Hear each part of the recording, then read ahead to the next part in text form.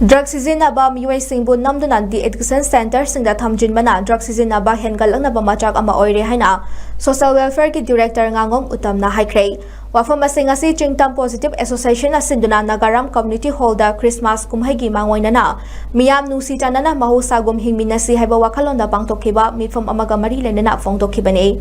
mifam aduda Social Worker Ellison Abonmai Social Welfare Department ki Director NGANGOM UTTAM RK Somarendro Elias Kaiko, Miss Manipur 2016 Fafa Gachoi, Miss Asia Women Model Fijiki Solimla Jajo, Mr. Health Skin ki Brand Ambassador Lumi Sachire Amade, Rubaru Mr. India 2023 ki Best Model International Risab Seti Su Sarugyake. Thoramaduga Mari Lenana Social Welfare ki Director NGANGOM UTTAM Nahai, Manipur ki Mafum Kiada Drug Sijinnaba Singbu Fajin Punsinba Taubatanatana, Namduna Rehabilitation Center Singda Thamjinbana, Tungda Laying Bada. Corporation Piraktaba Kaya Hengnaduna Lakle, Masidanatana drug users in Namakoi Namduna centers in the Thamjili Habaki Asaubakia Laibana, drug Hena Sijinnabaki Tabak Chatarakba Tene Hainasu Fongdoke, drug Sijinnaba Singbu Fuba Jabataudana Nintina Tem Labamatung, Imung Manungi Ayaba Lauduna, the Addiction Center at Thamduna Layang Ba Mataukai. Social Welfare Department Masakang Laba Centers in Damatam Chupagi, drug the Gilantok.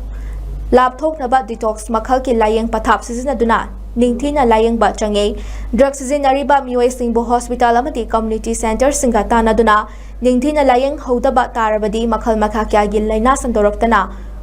harm reduction gi layang chathaba yai hainasu utamna phongtoke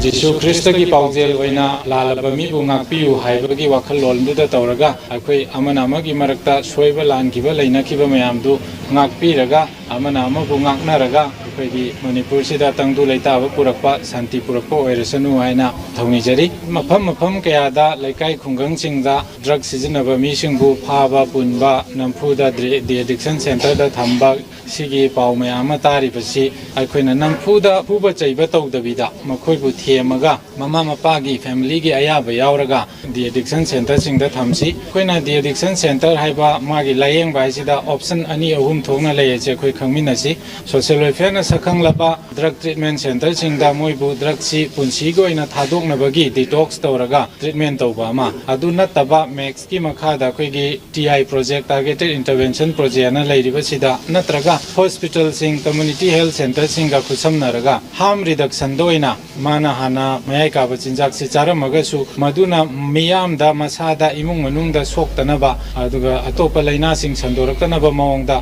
harm reduction gi layeng chathabagi mawong sida chathan bayai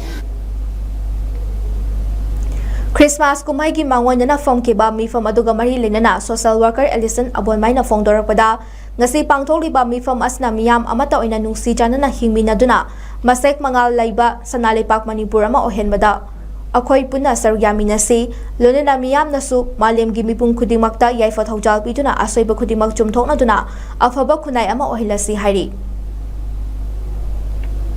Christmas lakpasigi nungsi paujel lasi